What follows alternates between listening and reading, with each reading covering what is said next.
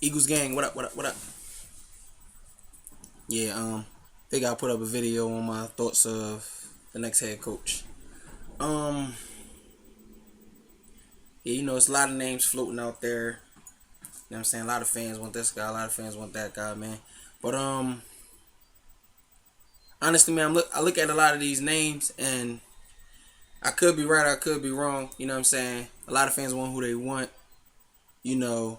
But I'm looking and I'm like paying attention to these names. Like I wanted Bill Cowher to be the next coach, but a lot of people like, oh, he's not coming out of retirement, just like John Gruden. But one thing you got to understand about the Eagles is like this is a team you gotta come to this team, and the defense, the defense is all right. I mean, added piece here and there, but for the most part, our defense is all right. So that's not really what you could call a work in progress when you're talking about defense. Um, as far as the offense is a work in progress. Like the offense, you got a bunch of young guys, you got a bunch of new guys. You know what I mean? And you got a bunch of guys you need to really like sit and I always say this. You need to really sit and analyze the pros and the cons. You got an offense, a shaky offensive line. You probably need to address in this coming draft. Um, you got a couple young wide receivers, that ain't really superstars, and you got a quarterback that's still a work in progress in this offense. So the first thing you need to be thinking about is what type of coach will come here and analyze this offense like fully. So to think about it, I know a lot of fans say they want a defensive minded coach. This is why I didn't really have that much hatred for Billy Davis, and I put a lot of the onus on the players. Because on our defense, you're dealing with a lot of established guys. Like Brandon Graham is a vet. Fletcher Cox is a vet. Benny Logan is going into his fourth year, I believe. Thornton is a vet. Vinny Curry is a vet. D'Amico, Kendricks, Kiko, Jordan Hicks, Eric Rowe. Like you got a few guys on that defense that's a work in progress. But for the most part, you got a pretty summed up veteran defense out there. So you don't really need to come here and like you got Maxwell locked up. You do gotta worry about the second cornerback spot, but I think Eric Rowe will take that spot. And Jenkins and Thurman's a pretty good safety tandem, so you don't really have to come worry too much about the defense. All you gotta do is get them guys to play like they been playing when they say we all we got. You know what I'm saying? Play together. But for the most part, it don't really take a genius to come in here and fix our defense. You know what I'm saying? All you got to do is have an offense that complement that defense. And them guys pretty much, you've seen like how good our defense can be. And you've seen how bad they can be. But the main thing in that is you've seen how good they can be. And they can be a dominant defense that forces a lot of turnovers. Our main issue on defense is getting off the field on third downs. And you don't really need a genius defensive minded coach to fix that. So when you look at the offense, which is more so what a coach has to come in here and fix, you look at a guy like Sean Payton. He can come in here and fix his offense with his offensive intelligence and everything. And like I said, you don't really got to worry about the defense too much. You can just put an offense out there, a traditional offense that won't be getting off the field in 40 seconds. It'll be traditional. You can take a guy like Murray and utilize him right. You can take a guy like Bradford and say, okay, for this guy, he needs to work on certain things in the offseason, but I need an offensive line out there if this is going to work. Same thing he did with Drew Brees. You know what I'm saying? Like, he had pretty good guys on his offense, but he didn't really have, like, superstars on his offense. Like, I mean, Meacham, just to throw a few names out there, Meacham, I forgot the guy name. He like Pierre Thomas, Reggie Bush, like guys like them, you know what I'm saying? But he had a dominant defense. And of course, they had Bounty Gate when he was on the Saints. The problem with Sean Payton is this. They want a second round pick for him, so I'm hearing we don't have one. So, I mean, I don't know if that puts Payton completely out the question, but they want a second rounder for him, and we gave that to St. Louis. Of course, in trade we got with Bradford. We sent Foles to St. Louis. So I believe Peyton is probably the top guy to bring here, but it's just a matter of what the Saints want. I don't know if they're gonna work that out with something else, but that's my analysis on Peyton. Now you got John Gruden. Everybody keeps saying John Gruden got a cushy job where he's making money, you know what I'm saying? The only thing about Gruden is, and these other coaches that retired, Bill Cowher, you don't know if they still got that passion to coach a team. So unless they really have that, they probably won't come back to coach. But then again, you never know. But Gruden, he's a guy, like everybody always says, he inherited Tony Dungy's team and everything. I like his passion. I like the fact that he's real vocal, you know what I'm saying? And he'd probably be a good guy to coach our team. But, like I said, he's not really, this is not an offense where you can come in and just say, all right, I got a good offense, let me just run it. Like, you really got to analyze what this offense needs. So Gruden, that's Gruden. The third guy, Sean McDermott. Now, the thing about him and what I was saying about defense, he's a defensive coordinator, which means that if you look at his defense, he got Luke Kuechly, he got Josh Norman, who was probably considered the best cornerback in the NFL last year. That tandem, I forgot the other guy's name, but that tandem of linebackers that you know what I'm saying? Carolina already got a great D. So you bring a defensive-minded coach here to work on our defense first. What a lot of people don't understand is our defense is good. You know what I'm saying? They had some bad games, some terrible games. But I think a more traditional offense, our defense can be out there. And of course, the sports and the sleep science and everything that Chip Kelly did to keep them guys conditioned. If they was doing what they were doing, and with Chip Kelly offense getting off the field in 1 minute 40, like things like that, imagine what they can do with an offense that complemented them, that gave them breathers on the sideline for more than a minute or a minute and a half. You know what I'm saying? So I don't really think a defensive-minded coach is the answer for this team, for the simple fact that if you bring him in here and our defense becomes dominant, a lot of fans will say he made our defense top 5. No, he didn't. He just inherited a defense that was already top 5 caliber, and we got the offense to complement them. So it looks like, okay, he fixed our defense. But I think our defensive coordinator, you know what I'm saying, like, I don't think we need a defensive-minded coach because we already got a pretty good defense.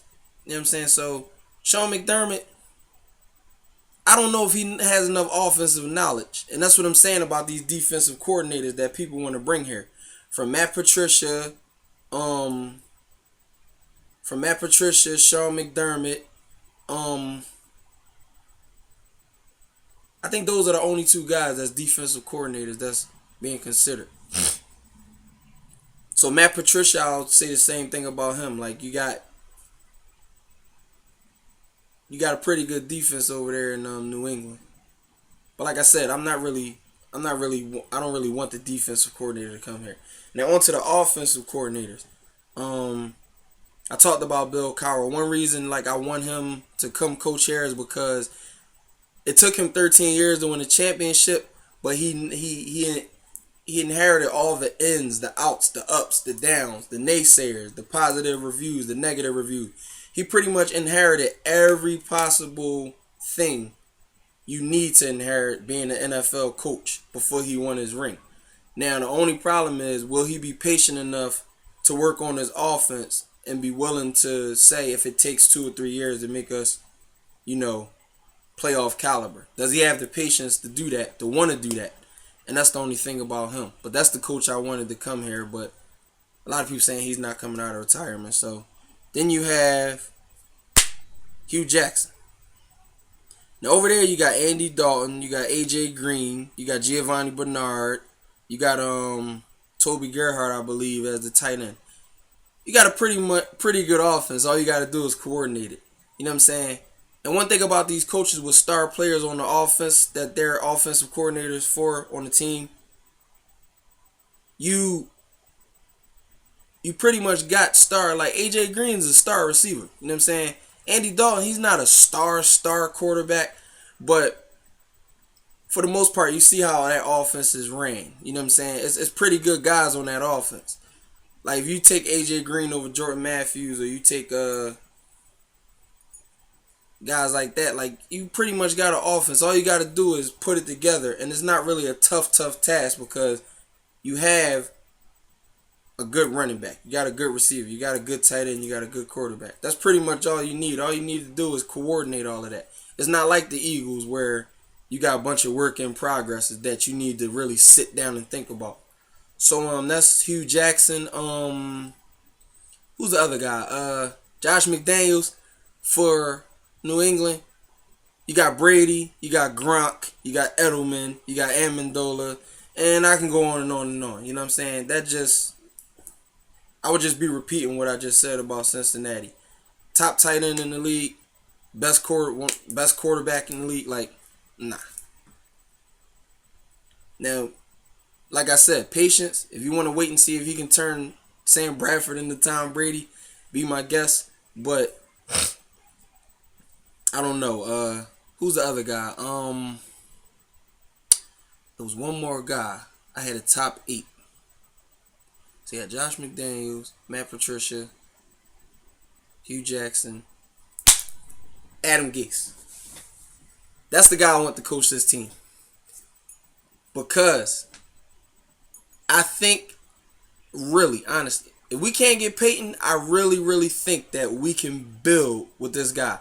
That's the type of guy you build a team with, and that's the offensive coordinator. You got Jay Cutler, Matt Forte. The top receiver in Chicago was Brandon Marshall and Alshon Jeffrey. They was a good tandem. But think about it. That's the exact guy you want to coach our offense. And like I said, you need you a coach that don't really have to lean too much toward being defensive minded, because he can hire a guy that just coordinates that defense. Like I said about Josh McDaniels, like I said about Hugh Jackson. When you got those type of caliber players, all you got to do is find a way to coordinate it. You don't have to, okay, this guy's not really strong at this guy's not really strong at that. You can say, okay, I got Malcolm Jenkins and Walter Thurman for the second year in a row. Boom.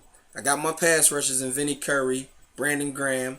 I got my 2 men in the middle, Benny Logan, Fletcher Cox. I can in and out with Bo Allen. Like, it's not really a lot you got to do to coach our defense. All you need is an offense that complements them. And that's why I want Adam Gase here. And I hope we get him, because he's the perfect guy. If you're going to have an offense that's a work in progress, like, he can sit back and say, okay, I got Nelson Aguilar. Let me see what he's best at, what he's not too good at. He'll say things like, okay, Jordan Matthews might be a mismatch in the slot, but let me find a way to utilize him on the outside to use his size. You know what I'm saying? Josh Huff, he seems like the feisty guy that I need on my let me put him in the slot. You know what I'm saying? Things like that. And you do have like a couple stars on the offense. You got Sproles, you got DeMarco Murray, you got Ryan Matthews, you got Ertz. Ertz is like, he's getting there, like, to better caliber of tight end, but he's still a work in progress. You know what I'm saying? He's still a young guy. Offensive line though. I don't know how long Gase been the offensive coordinator for Chicago, but offensive line should be his main priority. And that's the guy I want here. That's the guy I want them to hire as our coach. If they can't get Sean Payton, get him. It took me a while to think about it. It took me a while to analyze it. Oh, and as far as the college coaches, I don't want no more college coaches here. I don't think, unless you're running an NFL style offense already and you're really basing your offense off watching NFL games, which I don't think they're doing. So I don't really want no college coach here now. Like, I ran out of patience with Chip Kelly. I'm not really ready to start over with another college coach. Adam Gase. I'm saying it again. Adam Gase is the guy that I want to coach this team. And it took me a while to think about it, but if you're going to have an offense that's a work in progress, you need a coach that ran an offense that wasn't already stacked with star players, because he can relate to not having that star player.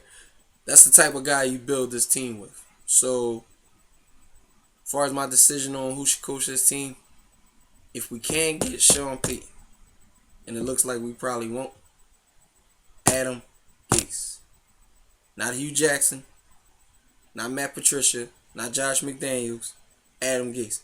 Now, this is just my opinion. That's all it is.